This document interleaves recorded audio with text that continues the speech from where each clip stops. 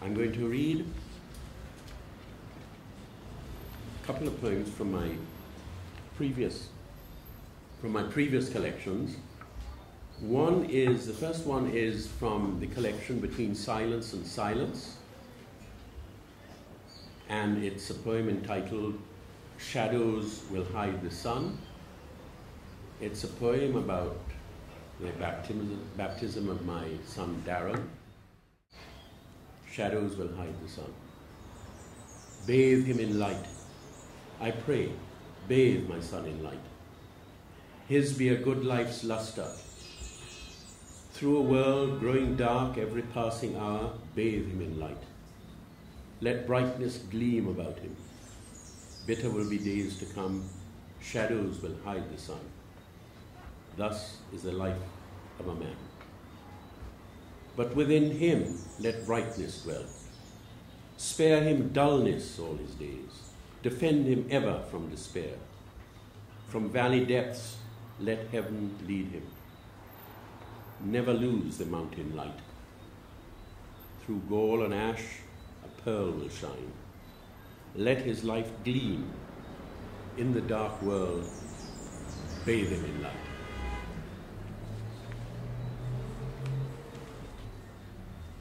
I'd like to read this from Mercy Ward. David mentioned this collection, and this poem, called God's Work, was a poem, one of those poems that did come suddenly to me. I worked on it, though. It wasn't completely one of those poems that could just be set down immediately. I did work on it, but it did come to me fairly suddenly, and it proved to be the poem which, as it were, let loose flood, if you like, certainly a series of poems which became the collection Mercy Ward. God's Work. Mr. Edwards, more my good friend than gardener and handyman at home, served me well for half my life. Prince they called him, born about that colonial time.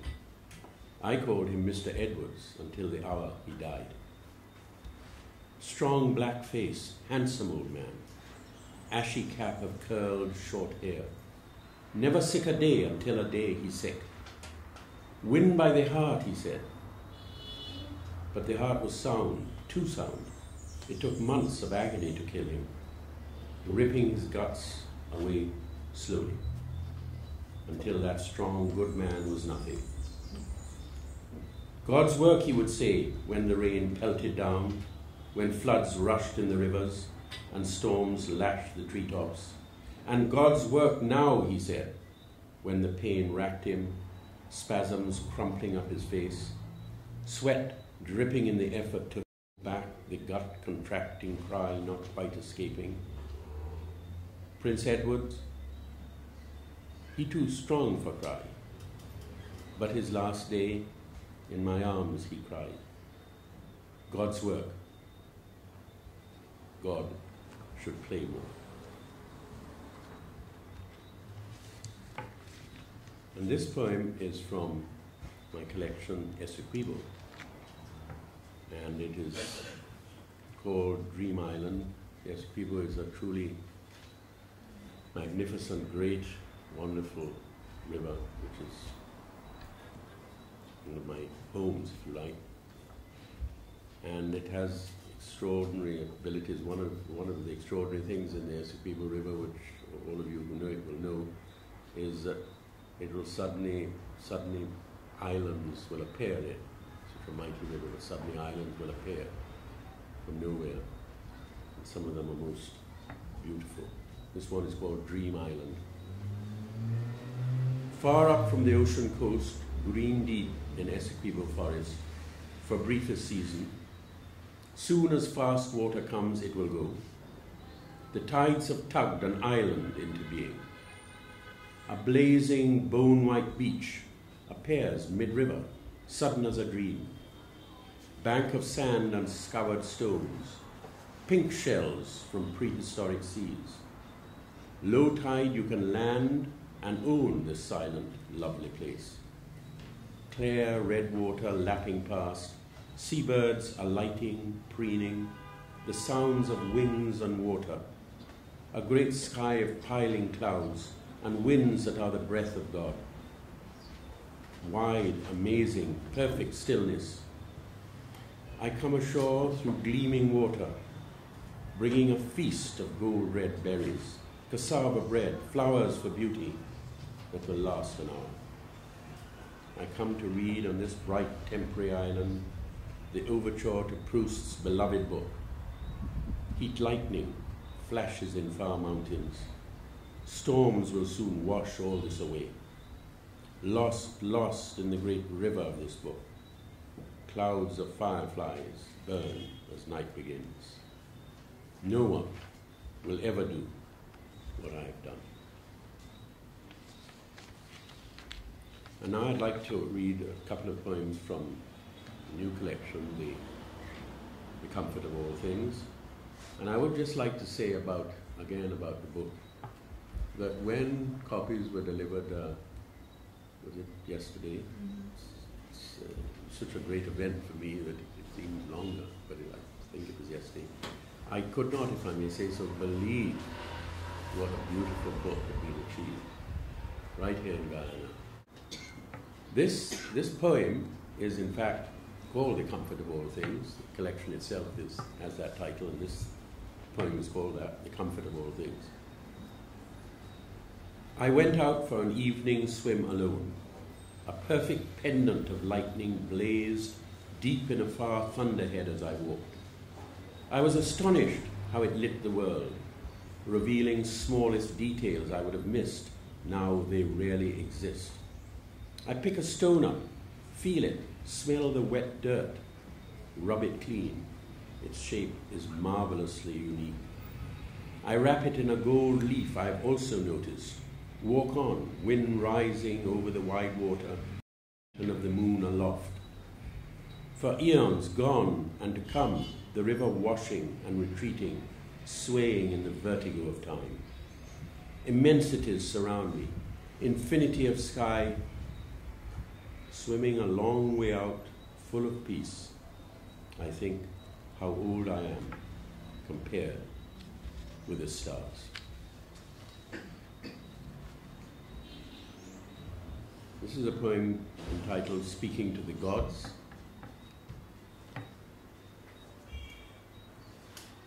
On the village outskirts, by the water's edge, where great disaster struck, stands a church. White, wooden, new, built on sacred ground. In that place before were modest habitations, in which no one at all escaped the killing sea. When it rose up one night, cascading in to smash and drown every single soul, dissolving corpses torn and withered by the sea. As memorial, the village fathers chose a church to honor the dead with prayers and song, so they be not forgotten and the sea not rise again. Those who planned the shrine did this to get the gods to listen. Collected randomly, as fate is random in what it does not save, remembrances that survive the mortal wreck. And blessed, anointed, cared and placed, all of them to fill an excavated place beneath a simple altar. There they rest forever, speaking to the gods.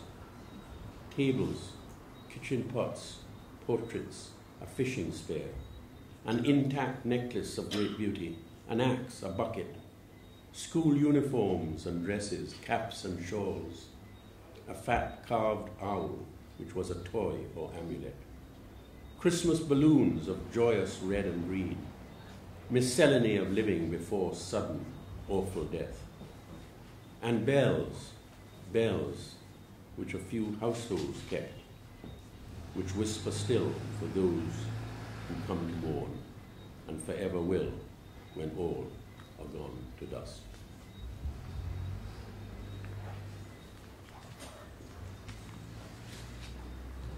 This is a poem called Dream Heron, from the collection The Comfort of All Things.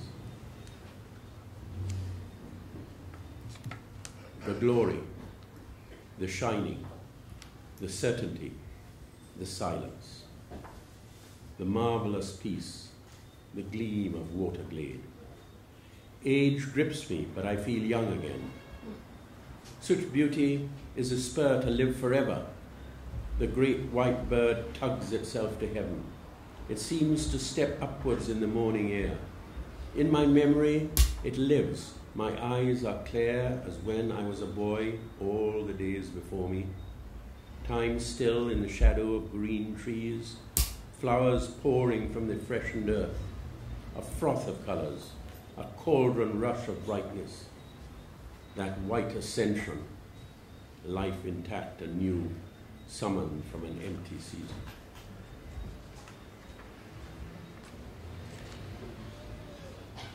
And this is one I wrote, this is one of those, what I call sudden poems. I wrote it one day coming back, feeling for some reason splendid elation about life. It was, I think, quite an ordinary day, but it was, I felt just tremendous. And I came home and I sat down and I wrote it. It just emerged onto the page. What it was like once, forever. The perfect day is upon me. I wake to see the gleaming salmon spring in the dark river of the morning, the wind full of sea salt and garden flower, the trees brimming slowly with green. Mongoose, snake catcher, sleek as a seal, darts out of sight. I give him a sharp salute. I give life a salute, the beauty it provides. The day progresses well. People are well disposed. What is owed to business is efficiently transacted. At home I leap heavenwards as I can. Not far, but bravely done. My wife smiles and she shakes her head. After all, I'm close to 75. There is no limit to our love. Even death will set no limit. Our sons are content, healthy as snorting horses. They will be coming soon. I write this absurdly happy verse to tell what it was like once, forever. And then the most recent of the, one of the most recent of the poems in the collection is one called In the Ice Factory, and it's the last one I will read. In the Ice Factory. I loved how they skidded the ice blocks down, feeling the cold air as each one passed, the men in blue overalls doing an ordinary thing. I read how gold Castilian swords are made for ceremony by veteran scholars in the art. Plunged in the green canals of Venice for a dare, scraping the mossy walls of age-old chapels. In the kitchen of a restaurant in Sheriff Street, a chef with huge black eyebrows stirring soup. I remember that as exactly as anything I ever saw. In the Anglican Cathedral of St. John's, Antigua, by the high altar hangs a fighter plane propeller, wooden and scarred in honor of my cousin. In Essequibo, mists, the sun breaks through, makes lovely patterns. They could be mermaids swimming. And that river air is so new, and the stars, when the rain cleans the sky, the stars. A rose-colored water jug, perfect, in one of the old wooden houses in Kitty. Never forgotten, Uncle Bertie showing the bat that made centuries for his country. Ah, my wife's 30-year-old garden, full of peace, the limitless wonder of this world. I walked once high as clouds and saw a pathway of blossoms and grasshoppers, the strangeness of the tops of trees. Thank you very much.